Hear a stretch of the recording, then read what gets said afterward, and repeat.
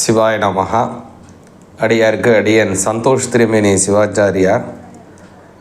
வரக்கூடிய இந்த ஜூன் மாதம் 2026லேருந்து டிசம்பர் மாதம் 2026 இந்த 2026 பிற்பகுதி மேஷராசி ஆகியவங்களுக்கு எந்த மாதிரியான பலன்கள் அப்படிங்கிறத கொஞ்சம் விலாவரியாக பார்ப்போங்க. முதல்ல பார்த்தீங்க அப்படின்னா, இந்த மாதத்தில் மேஷராசிக்காரங்களுக்கு ஒரு அற்புதமான ஒரு விஷயம், குரு பயிற்சி முடிஞ்சு தான் இந்த வருடமே ஆரம்பிக்குது. குரு பகவான் உங்களுடைய ராசியிலிருந்து 4ஆம் பாவத்தில் இருந்து இந்த வருடத்தை துவங்குறாரு.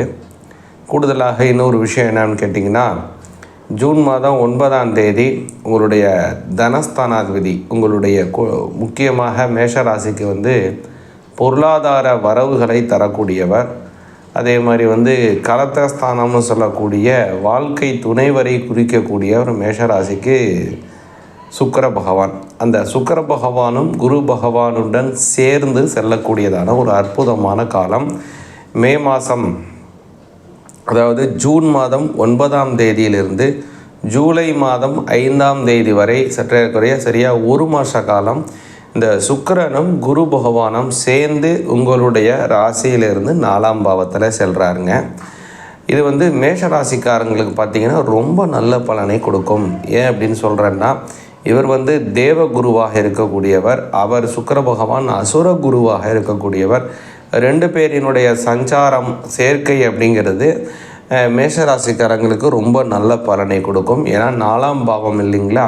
அடுத்ததாக இன்னொரு முக்கியமான விஷயம் என்னன்னு கேட்டிங்க அப்படின்னா, பொருளாதார ரீதியாக நல்ல உயர்வு நிலையை நீங்கள் அடைவீங்க. வாழ்க்கையில் பொருளாதாரத்தில் ஏதாவது பின்தங்கி இருக்கீங்க, அல்லது ரொம்ப கஷ்டமாக இருக்கீங்க, அல்லது கடன் கொடுத்து அதை திரும்ப அடைக்க முடியாமல் இருக்கக்கூடிய சூழ்நிலையாக இருக்குது, பொருளாதார ரீதியாக கொஞ்சம் ஸ்ட்ரகிளிங் இருக்குன்னா கவலையே பட வேணாம். மேஷராசிக்காரங்களுக்கு வரக்கூடிய காலம் பொருளாதார உயர்வுகள் நிச்சயமாக கிடைக்கும்.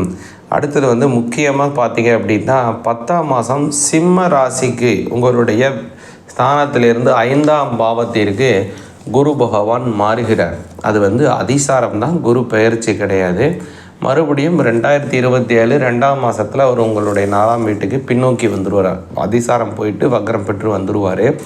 சரி, இருந்தாலும் கூட அந்த குரு பகவான் 5ஆம் இடத்துல இருக்கக்கூடிய சமயத்தில் ரொம்ப நாளாக கல்யாணமாகி குழந்தை இல்லாமல் இருக்கக்கூடிய மேஷராசிக்காரங்களுக்கு நிச்சயமாக குழந்தை பாக்கியத்தை கொடுப்பார். பொருளாதார வளர்ச்சிகள் உண்டு.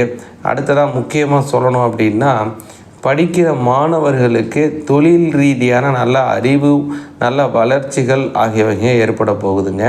அதே மாதிரி மேஷராசிக்காரங்களுக்கு முக்கியமான விஷயம் என்ன அப்படின்னு கேட்டிங்கன்னா, புதிய வகையான சொத்துக்கள் வாங்குவதற்கு, ரொம்ப நாளாக வீட்டில் இருக்கக்கூடியதான கடன், அந்த கடனை நிவர்த்தி செய்வதற்கு, அதே மாதிரி பல வகையிலும் புதிய வகையான முதலீடுகள் செய்வதற்கும் உங்களுக்கு ரொம்ப நல்ல காலமாக இருக்கிறது. மேஷராசிக்காரங்களுக்கு வரக்கூடிய காலத்தை நல்லா பயன்படுத்துங்க. முக்கியமாக பெண் தெய்வ வழிபாடுகள் செய்யணும்.